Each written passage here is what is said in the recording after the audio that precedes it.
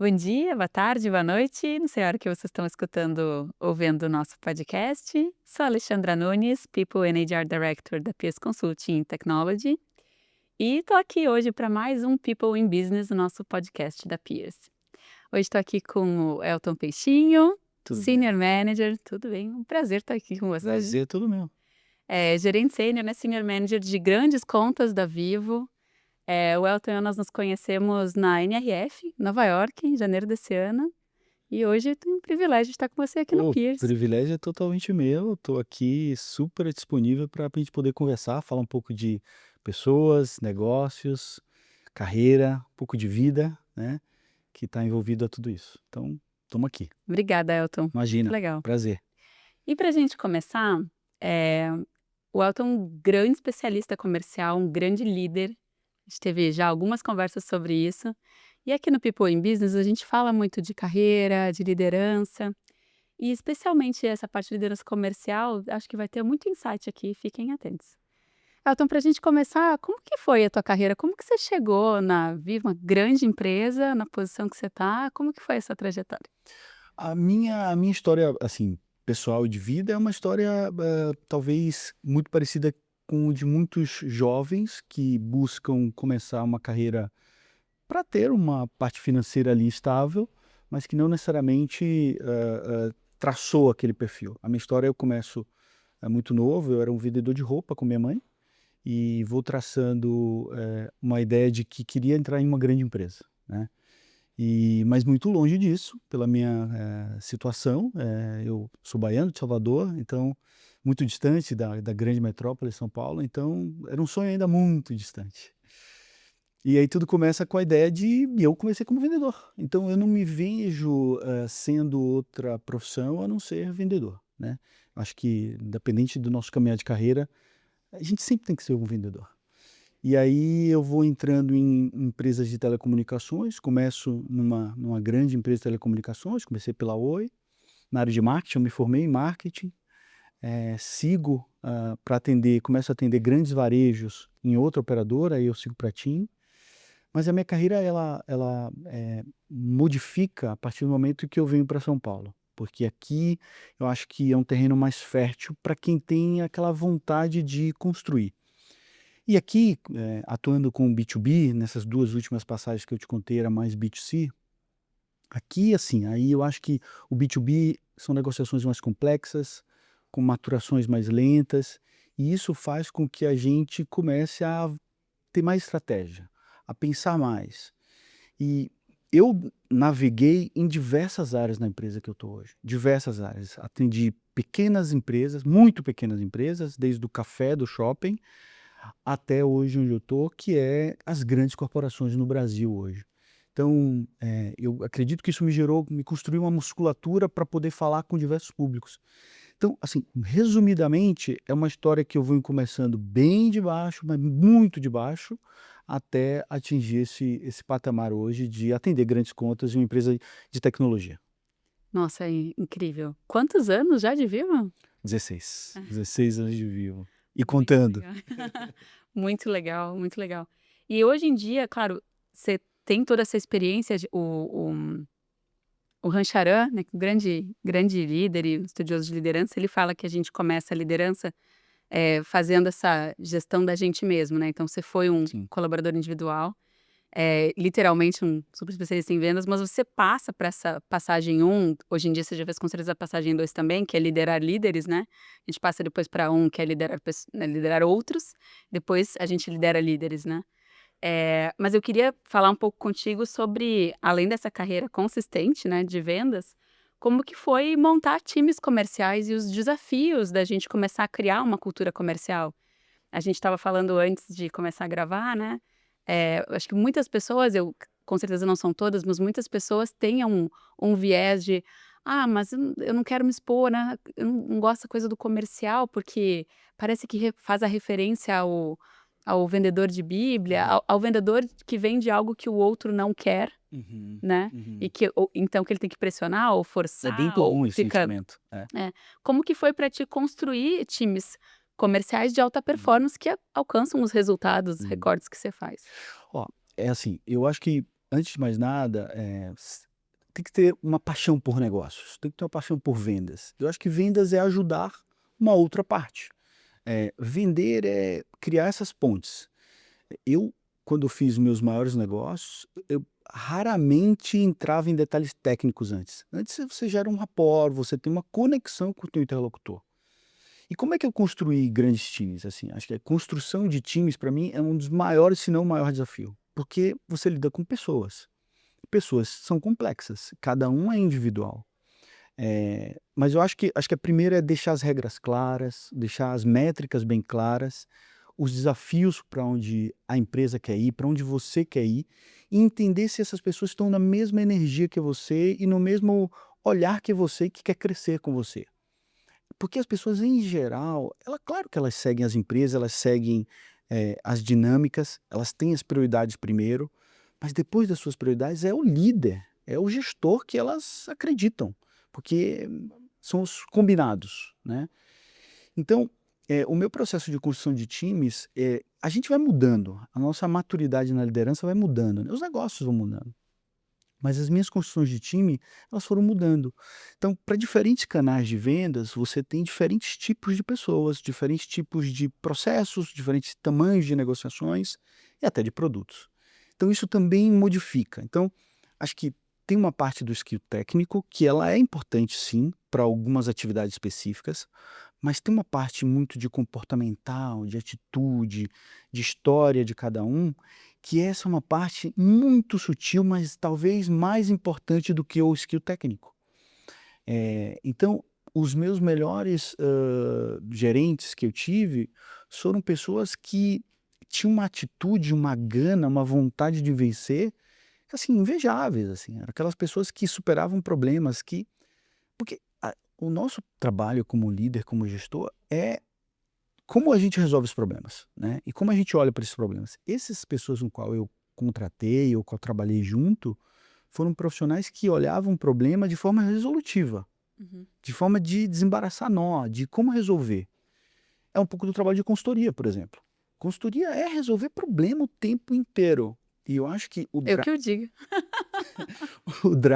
eu acho que o drive hoje, Ale, assim, é para montar grandes times, para construir grandes equipes, você tem hoje pessoas apaixonadas por resolver problemas? É clichê, mas é verdade. É A verdade. gente precisa dizer isso, porque a gente enfrenta problema todo dia.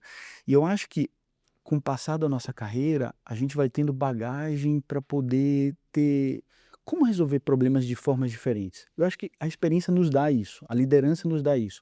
Acho que é vir o teu time te acionar e você dar alternativas para resolver o problema. É claro que o legal seria, pô, eu já sei qual é a saída. Já dá logo, vai. Ó, vou por aqui. Em geral, você vai precisar apoiar, ajudar o teu time. Então, respondendo a tua pergunta numa longa Não, foi resposta, ótimo. que é conhecer um pouco de cada indivíduo, acho que ter as regras claras de onde você está, da liderança, da empresa que você está e como é a tua liderança. Mas antes de tudo, se conhecer como pessoa e profissional. E isso para mim é o ponto-chave. Para a gente entregar uma versão boa, eu costumo falar muito isso, como é que eu entrego uma versão melhor, né? Uma versão boa minha. Porque a gente tem versões. Se conhecer, fazer o teu melhor, se alimentar bem, fazer uma boa atividade física, ler coisas agradáveis. Cada um tem um pouco de válvula de Tem o escape seu. para entregar uma versão legal. Ponto. Então, montou tudo isso, eu acho que você consegue construir boas pessoas, bons times, com boas ideias. E eu acho que o resultado e a performance que você comentou, de ter bons resultados, ter boas performances, ela é um pouco dessa consequência, né? Formar um alicerce forte, seu, do teu time, direcionamentos claros, regras claras e um grande objetivo para todo mundo. Fazer com que todo mundo se apoie e se ajude. Os resultados vão vir, sem dúvida nenhuma. Vão vir, né. Sabe que você falou o início dessa frase foi: "Todo mundo no final do dia é vendedor", né. Acho que um pouco da nossa resposta passa por a gente tirar um pouco do mito. Sabe aquele nosso lado infantil que acha coisas, assim, pré-concebido ali, mas na verdade tem muito mais de: "O que que eu quero fazer?", né, o adulto falando ao invés da criança gritando lá: "Mas eu não quero me oferecer um negócio que o outro não quer". Dizer: "Mas eu como adulta que tenho esses objetivos, estou cuidando aqui da minha disciplina pessoal de estar bem, faço parte desse time. Se eu vendo as minhas ideias em casa para convencer meu companheiro ou companheira de Exatamente. que a gente vai fazer no final Exato. de semana, por que que eu não posso convencer alguém que quer algo, Aham, que tem o interesse, porque eu não estou falando aham. de oferecer alguma coisa que o outro não quer, né? Exatamente. Você está fazendo uma negociação, provavelmente as maiores negociações que você fez era para alguém que queria comprar, né? Aham, Só para exatamente. conversar. Exatamente. E a gente muitas vezes faz essa postura do infantil ali de, eu não quero oferecer, como se eu tivesse que fazer alguma coisa para alguém que não quer fazer, né? Essa pequena sabotagem que você comenta, né, de que pode existir uma objeção, é muito comum, é muito comum. Eu acho que isso se quebra quando a gente pensa o seguinte, como eu ajudo aquele meu interlocutor, aquela empresa? Como eu apoio aquela empresa? Porque diante das soluções que a tua empresa tem, com certeza ela vai encaixar e apoiar com alguma outra empresa, É. não falando de B2B especificamente, mas poderia ser B2C, né? Uhum. Como a gente pode ajudar aquela outra pessoa? Eu acho que todo mundo é vendedor mesmo, viu, Ale? Desde os presidentes até outras funções. É isso. E no final do dia, o que que você acha que é o seu grande papel como líder de um time de vendas? Bom, a gente pode ter 2 respostas aí, assim, eu acho que primeiro uma resposta um pouco mais técnica, Uhum. né, que é como líder de negócios, falando especificamente de B2B especificamente, você tem um objetivo primário que é a entrega de resultado. Uma entrega de resultado saudável e sustentável, que Uhum. talvez seja o mais difícil os 2. Acho que esse é o primeiro objetivo técnico, né, e aí como fazer isso é um pouco do que a gente acabou de falar aqui. Agora tem o 2 que é um pouco do legado, eu penso, né, como é que você marca as pessoas com que você trabalhou? E não necessariamente funcionários. Você Uhum. pode marcar pessoas, seus pares, seus gestores. Como é que você marca essas pessoas? Como é que você faz isso? Bom, eu acho que a primeira coisa é você ser você, né? Você implantar a tua marca, como você é, o que você quer fazer. Mas ser transparente com as pessoas, ser verdadeiro com as pessoas, entregar uma versão boa para as pessoas, saber dizer não quando precisa ser dito não, saber negociar bem as tuas jornadas, saber negociar bem os teus pleitos, os teus pedidos. Parece simples, mas é complexo, é difícil. Então, eu separei a tua resposta em 2 coisas. Acho que a primeira, a técnica, é um pouco mais, não técnica. Acho que são esses dois caminhos. Acho que você trouxe alguns elementos super legais, né? Primeiro tem aquele livro The Truth About Leadership, que fala dos 4 princípios dele. Os caras pesquisaram, acho que foi mais de 2.000 C-levels ou CEOs, faz muito tempo que eu li, mas falava dos 4 princípios e o primeiro era acreditar em si. Hum. Que é um pouco disso, você mesmo implementa a sua marca. O que que você quer transmitir? O que você quer deixar de legal? Aí depois era ter credibilidade, viver os seus valores e se importar com as pessoas que estão com você na jornada, sabe? Daquela hora que Eu assino diz. aí, É, eu assino perfeito. muito isso aí. Acho que fez muito sentido quando você estava falando, na hora eu Hum. me lembrei. Acho que o papel da liderança no final do dia, sem dúvida, time de alta performance entrega um resultado, É, né? Todo mundo é amigo, todo mundo se ajuda, não entrega entregar. resultado, a gente não Acho que a consegue primeira significar na empresa. Mas assim, o que que a gente está deixando para as pessoas nesse caminho? O que que elas se transformam, quem elas são depois de trabalhar com a gente, né? eu volta e meia recebo ou ligações ou mensagens de pessoas que trabalharam comigo e quando eu encontro, eles dizem: "Pô, foi muito legal, foi uma época boa para mim". E acho que esse é um grande troféu, né, é uma grande recompensa que a gente tem, né. Acho que valeu a pena. É uma jornada cansativa por vezes, mas recompensadora por outras vezes, sabe, Ale. Hum. Então, eu acho que se a gente conseguir casar esses 2 mundos, performance com clima, performance com gente, com vontade de fazer, pô, eu acho que isso não se negocia. Se Isso. você chegou nesse ponto como líder, nesse ponto como equipe, cara, eu acho que você chegou no auge, assim, porque é difícil as 2 coisas caminharem juntas, né. Não é fluido, né? Não, são ciclos, né, são cíclicos. As empresas passam por momentos um pouco melhores, momentos não tão melhores. Uhum. E esse papel de você trazer esse equilíbrio, de enfrentar turbulências, mares um pouco mais revoltos e tal, eu acho que esse para mim é a parte mais delicada da liderança. Além de formar times, contratar pessoas, quando os mares estão muito revoltos, como é que a gente faz, né? Como é que a gente lidera? O que que a gente passa? O que que a gente transmite? porque a gente precisa continuar performando, né? As empresas de tecnologia em geral são empresas que exigem muita performance, muita performance. E então, nesses momentos de mares um pouco mais revoltos, é que a gente se mostra, né? Como é que a gente pode fazer isso? Então, eu acho que tem esses dois pontos que eu comentei, acho que É, são não, é bem. perfeito. E eu vejo na Peers, não só na oferta de talent, que eu lidero junto com o Pedro Moutinho, mas vários projetos da Peers, eu vejo a gente ajudando as organizações a montar esses programas, design organizacional, programas de avaliação de performance e facilitar esse trâmite. Mas tem uma coisa essencial que todas as empresas que eu vejo, todas as empresas não, mas todos os times de alta performance, porque as empresas têm muitos times, empresas grandes, né? Como a Vivo, inclusive, é, é as áreas conseguirem navegar para o objetivo comum. A Ah, gente estava sim. falando agora um pouco do planejamento estratégico, e a gente faz isso muito nas empresas, mas a gente faz inclusive para a gente mesmo, né? Então, estava comentando com o Elton sobre o próprio planejamento estratégico da Peers, que segue as metodologias, né? Referência de mercado, como a gente faz esses projetos. Mas se a gente não fizer bons alinhamentos entre as áreas, daqui a pouco a gente está guiando, né, as empresas para lugares diferentes, isso não conversa. Como que você fez e você faz para estar alinhado? A área de vendas é muito cross, né? Muito, Você depende de uma área de muito. produto, você está conectado com a área de marketing, você tem que estar alinhado. Então, assim, é mais do que o seu time e os seus pares, mas como que você faz para navegar com todas as áreas em prol desse objetivo de resultado? Essa é uma pergunta que passa por cultura, né? Essa resposta passa por cultura, É. né? Eu acho que você ter uma empresa drivada a cliente. Uma vez eu estava brincando com um amigo meu, gaúcho, por sinal, e a gente estava falando de Ser negócio. gaúcho é legal. Um pouco enviesada. E eu estava falando com um amigo meu, e aí a gente conversando um pouco de algumas empresas, de algumas situações, e aí a gente estava contando, e ele estava contando que teve uma certa feita que foi visitar um amigo, e esse amigo estava contando muitos problemas da empresa, muito problema da empresa, muitos problemas de relações e tal. E aí, no final, ele falou assim: mas e o cliente? Ele falou: Não, o cliente não tem nada a ver. Como não? Quer dizer, E o cliente? e o Como o cliente não tem nada a ver? quer dizer, putz, tem um cliente nessa história. Quer dizer, eu acho que passa um pouco de cultura, né? A tua Né? pergunta me reflete sobre essa história, porque é um pouco da cultura, Ale. Assim, se você não está drivado a cliente, a entrega, eu acho que você tem muita dificuldade. Então, respondendo especificamente a tua pergunta, eu acho que passa muito por engajar. Eu acho que um dos grandes, quem trabalha em grandes companhias, acho que até as médias também, tem essa dificuldade.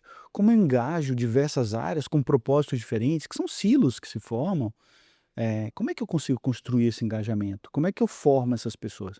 Acho que parte muito por um objetivo único. Acho que primeiro, você tem uma cultura que é um driven, é um olhar para isso, é um foco a cliente, a resultado, mas que é com um objetivo único. Se você constrói um storytelling de que cada área dessa é parte integrante de uma solução final, e que com conversas você explique que isso vai te levar a uma excelência, a um resultado, a um projeto, a uma ajudar alguém, a uma empresa, eu acho que a resposta é essa. Então, é engajar. Engajar é fazer com que cada pessoa se sinta parte, que constrói isso, que faz parte disso, e reconhecê-las depois, Eu estava Ale. pensando em reconhecer o tempo todo. E Tem isso. Depois você sai com mérito, você não reconheceu, você matou a relação. Ó, todo vendedor, todo cara comercial é vaidoso, adora um palco, tá? Então, e essa é uma falha nossa É, da área comercial, de trazer as pessoas que fizeram parte disso, com que mérito, com né? mérito.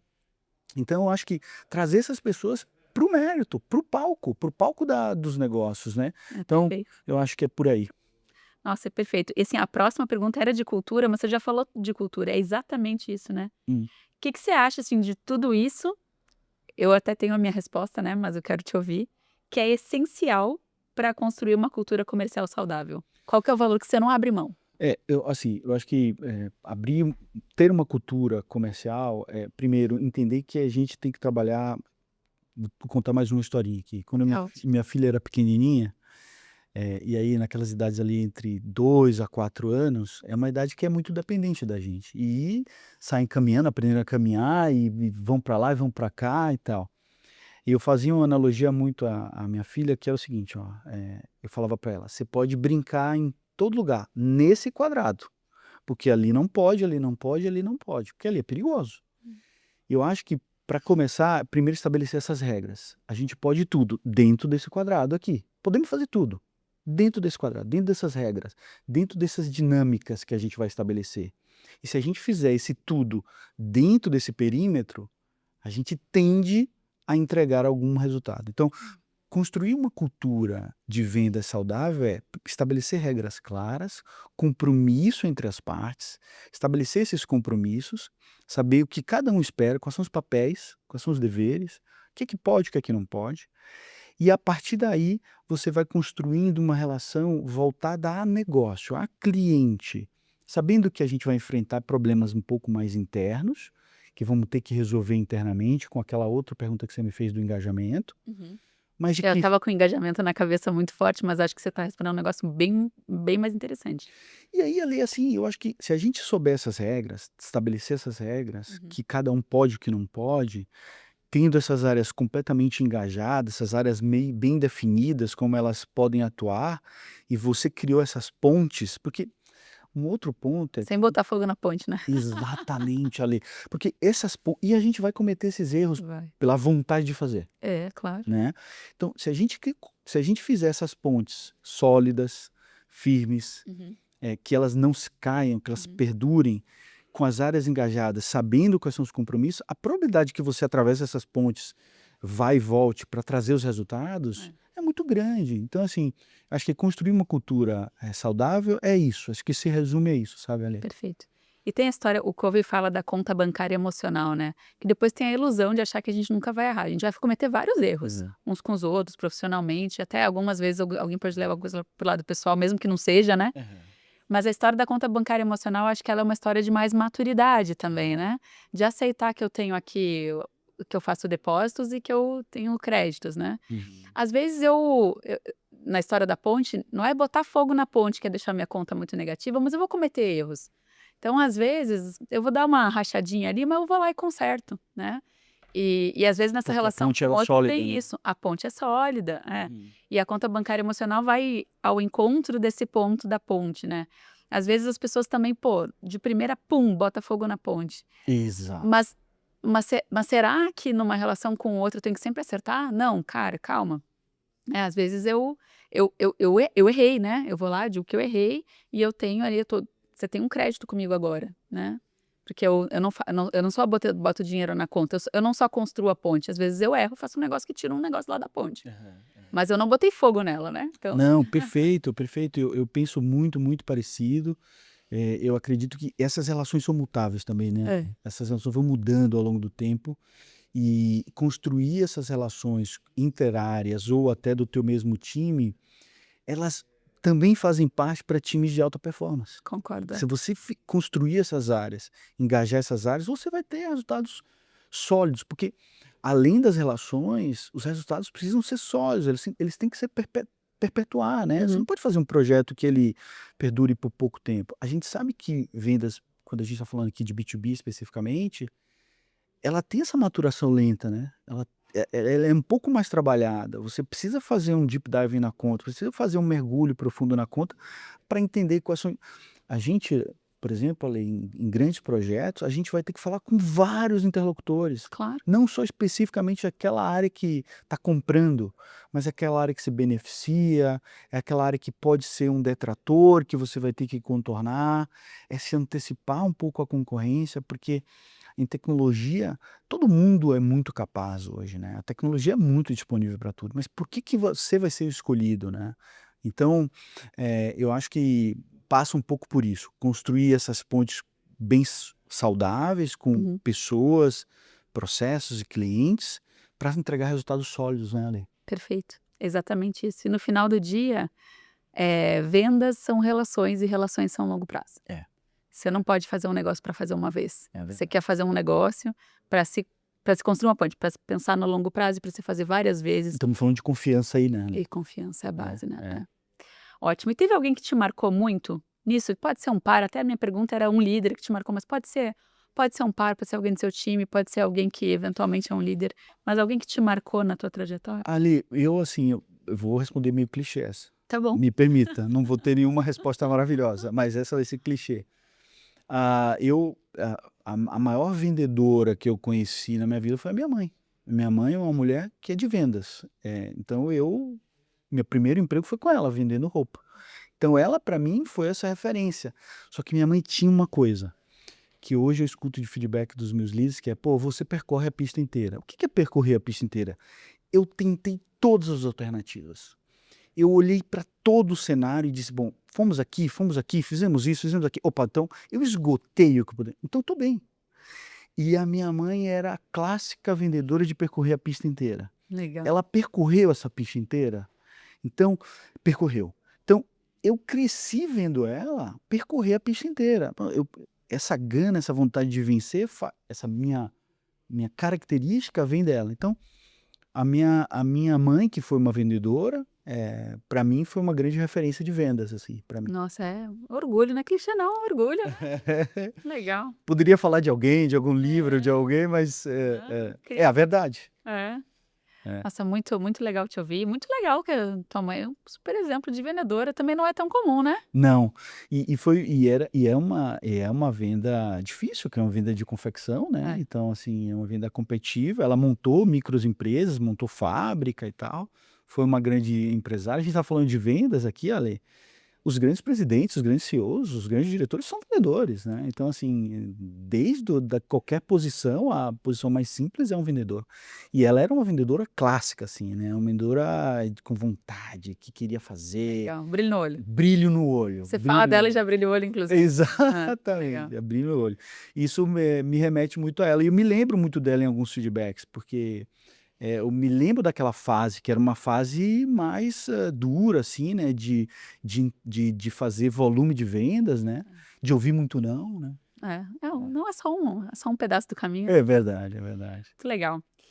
E agora a gente vai para o nosso quadro Dicas com Propósito. Antigamente a gente chamava de pato para ganso, mas como eu sou bem nerd, eu mudei para Dicas com Propósito, porque eu quero saber o que você estuda, o que você está lendo, que filme você viu. E eu acho que, assim, tem muitas pessoas que gostam de ler, né? Tem muitas pessoas que gostam de ver vídeo no YouTube, que gostam de filme. O importante na vida é a gente seguir evoluindo. Como você falou, a informação de tecnologia ou não, inclusive, está super disponível. E aí eu queria saber o que você tem consumido ultimamente, que você gostaria de indicar. Você não vai acreditar, mas eu tô consumindo muito dicas sobre corridas de montanha, juro por Deus. Eu juro por Deus, porque eu corro e eu já fiz 2 maratonas completas e fiz acho que umas 20 meias maratonas. Uau! Mas agora eu inventei que eu quero fazer uma corrida de montanha. Eu vou fazer uma corrida de montanha, minha primeira corrida de montanha, e são esportes completamente diferentes. A gente acha que é corrida, mas não é. Não, é muito Envolve diferente. um outro tipo de nutrição, outro tipo de estratégia, uma altimetria diferente, é uma roupa diferente, então o clima é diferente, então uma série de coisas diferentes. Então eu tô consumindo isso. Dicas de corrida de montanha. Então, se você que está vendo a gente agora está buscando dicas de corrida de montanha, pode me mandar uma mensagem que eu vou te mandar algumas dicas de corrida de montanha.